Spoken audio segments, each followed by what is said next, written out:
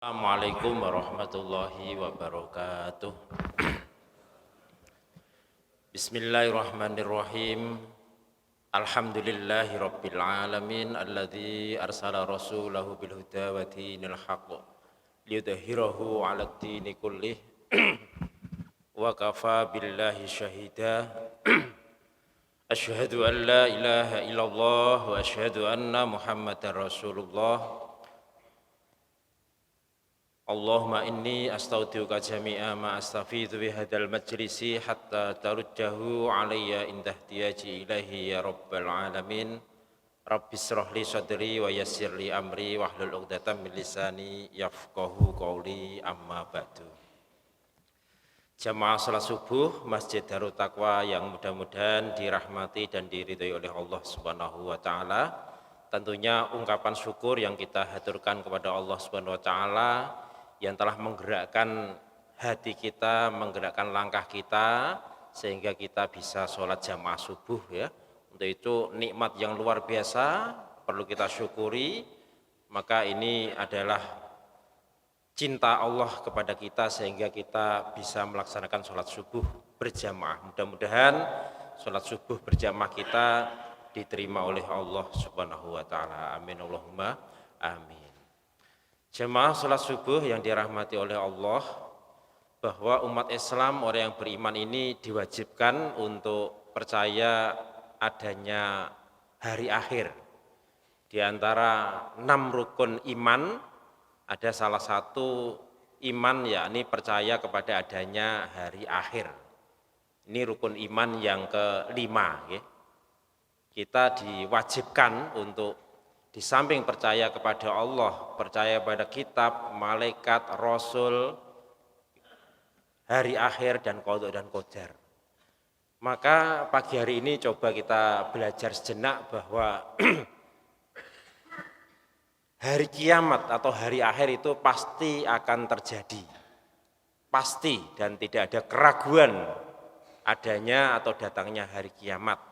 Maka kita orang beriman ini harus mempercayainya adanya kedatangan hari kiamat tersebut. Dan kita semua Bapak Ibu yang diberi hidup oleh Allah di dunia ini, maka pada suatu saatnya kita akan menuju alam akhirat. Dan perjalanan menuju akhirat ini ternyata bertahap atau melalui proses alur perjalanan ke akhirat. Setelah manusia Bapak Ibu mengalami kematian, maka pertama kali ia akan menuju yang namanya alam barzah, alam kubur. Alam kubur inilah masa di mana manusia masuk ke dunia atau masuk ke alam akhirat. Di alam barzah, di alam kubur inilah Bapak Ibu, dalam sebuah hadis yang mengatakan jika di alam kubur dia selamat, maka seterusnya dia akan selamat. Artinya fitnah kubur, himpitan kubur, nikmat kubur, ya. Seseorang akan mengalami itu semua. Selamat dan tidaknya di alam kubur ini menandakan dia seterusnya menuju proses ke akhirat lainnya, juga menandakan jika di alam kuburnya selamat, maka selanjutnya juga akan selamat atau dimudahkan. Bapak Ibu, orang yang mati, orang yang meninggal, ini lerkadio orang yang ngipi, orang yang mimpi Bapak Ibu. Jadi ketika orang mati dalam sebuah keterangan itu ya bagaikan mimpi.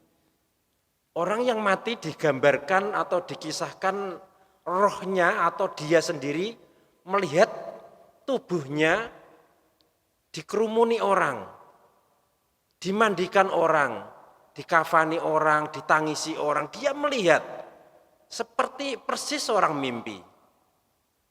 Ini yang kita baca, tentunya kita belum merasakan, tetapi ini kita harus pelajari bahwa seperti itu.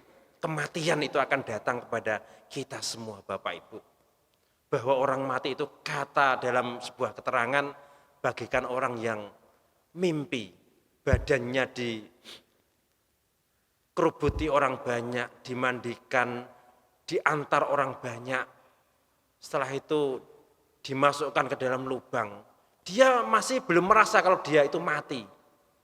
Nah, setelah di dalam kubur, Bapak Ibu, roh dikembalikan ke jasad, baru dia menengok melihat kanan kiri ada tanah, bajunya baju yang putih. Dia baru tersadar bahwa dia bukan mimpi. Betul-betul terjadi bahwa apakah ini mati? Baru dia merasakan, lalu menjeritlah dia dengan jeritan yang tidak pernah terjadi ia lakukan. Di situ ia menjerit sekeras-kerasnya, memanggil ayahnya, memanggil ibunya, memanggil istrinya, memanggil orang-orang yang dicintai. Tetapi itu semua tidak mampu terdengar oleh mereka yang dipanggil, Bapak Ibu. Maka disitulah ia dihadapkan, didatangi oleh dua malaikat yang akan menanya marabbuka, man nabiyuka, man islamuka, man dinik. Ditanya. Dia tersadar bahwa dia sudah mati saat itu. Dia menghadap Robnya.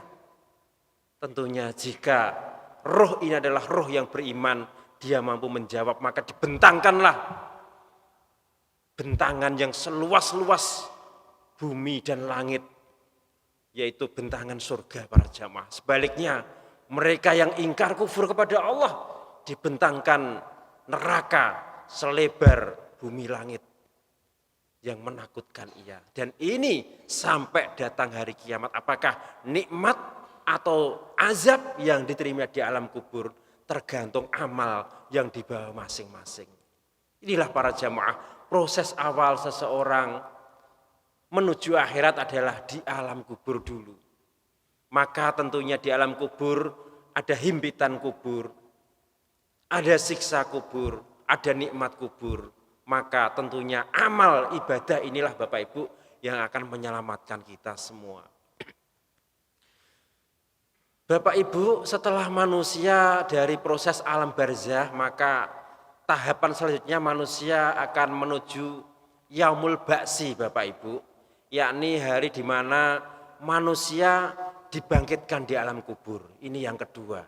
Yang ketiga, setelah yaumul ba'si, bangkit dari kubur, manusia akan mengalami yang namanya yaumul hasr, atau hari di mana manusia dikumpulkan di padang yang putih bersih, di tanah yang lapang datar, tidak ada namanya gundukan gunung ataupun pepohonan. Itulah namanya padang mahsyar. Di situ manusia dikumpulkan sejak umatnya Nabi Adam sampai umatnya Nabi Muhammad, berapa miliar atau bahkan triliunan manusia dikumpulkan di situ. Itulah yaumun nahri yang ketiga. Selanjutnya manusia setelah yaumun hasr di padang mahsyar, dia akan namanya mengalami yaumul hisab. Manusia akan dihitung amalnya. Lalu setelah dihitung amalnya yaumul mizan, ditimbang amalnya. Setelah yaumul mizan, manusia akan melewati sebuah jembatan yang namanya sirat. Setelah sirat, terakhir adalah yaumul jaza, hari pembalasan. Apakah manusia di surga ataukah manusia di neraka? Inilah Bapak Ibu proses manusia menuju akhirat. Dan dalam kesempatan ini saya sampaikan sedikit bagaimana manusia setelah dari alam barzah, Bapak Ibu, maka manusia akan mengalami yaumul ba'si. Manusia mengalami namanya bangun dari kubur, Bapak Ibu. Manusia ketika bangun dari kubur ini dihidupkan oleh Allah dari sebuah tulang. Ya, semua manusia yang bangkit dari kubur nanti, yaitu di trompet yang kedua oleh malaikat Israfil, cukul manusia itu tumbuh bagian kecambah. Ini dari sebuah biji, kalau pepohonan, kalau biji-bijian. Kalau manusia itu saat dia bangun dari kubur itu dari tulang sulbi atau disebut ajbudanab, tulang ekor manusia. Ini setiap insan memiliki tulang ekor. Dari tulang ekor inilah manusia bangkit dari kematiannya semua. Ajbudanab ini pernah diteliti oleh ahli forensik, ya, orang Cina, orang Barat yang meneliti, benarkah tulang ekor manusia itu memang tidak hancur? Mereka mengambil ajbundanab atau tulang ekor manusia ini yang kecil, itu disiram dengan kimia, asamnya sangat tinggi. Betul, tidak hancur. Sehingga ajbundanab ini tertimbun di tanah ratusan tahun, tidak akan hancur. Inilah bukti Allah yang mana manusia akan bangkit dari ajbundanab ini nanti.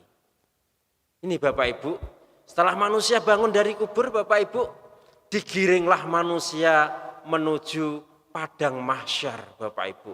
Nah di saat-saat inilah Bapak Ibu, di saat yang sangat mencekam, di saat manusia menuju suatu tempat, berduyun-duyun menuju padang mahsyar. Satu hari menuju padang mahsyar itu 1000 tahun dunia. Coba bayangkan, satu hari di padang mahsyar bagikan 1000 tahun dunia.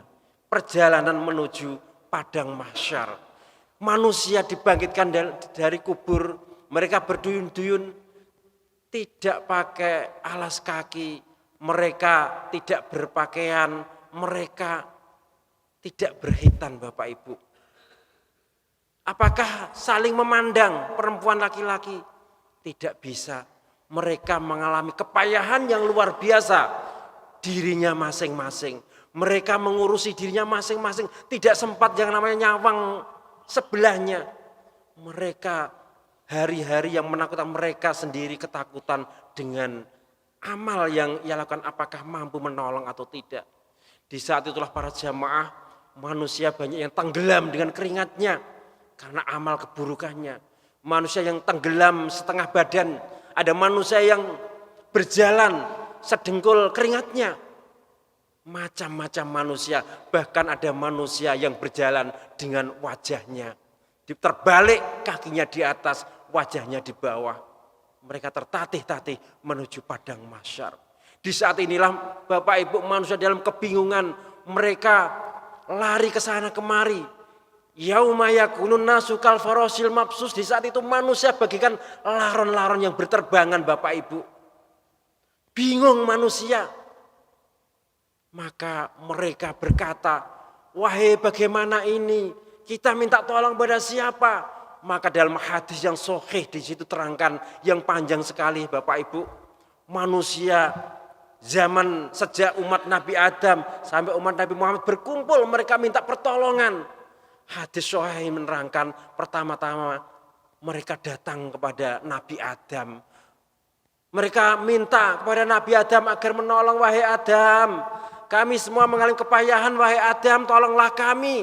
Engkaulah manusia pertama, engkaulah bapaknya manusia. Tolonglah kami di hari yang memilukan ini.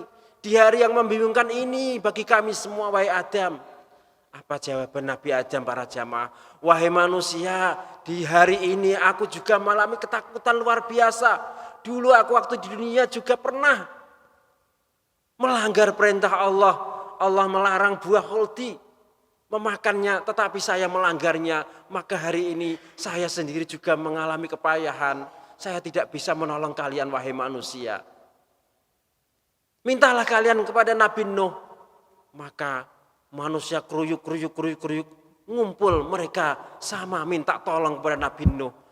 Sama juga Nabi Nuh juga tidak bisa memberikan pertolongan.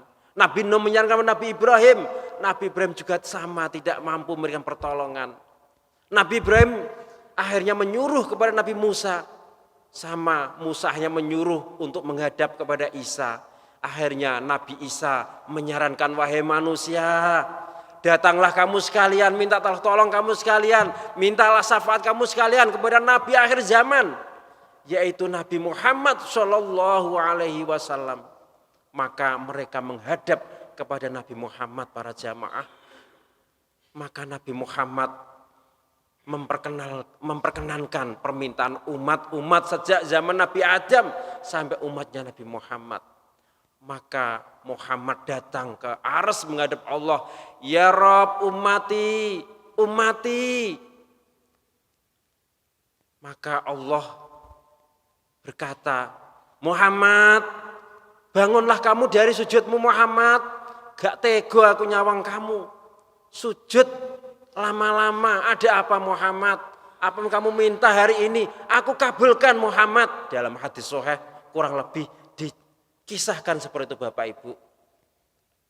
Maka Nabi Muhammad mengulangi perkataannya, umati ya Rob, umati ya Rob, umati ya Rob, umatku Rob, umatku wahai Tuhan, umatku, tolonglah ia dalam kepayahan saat ini, tolonglah.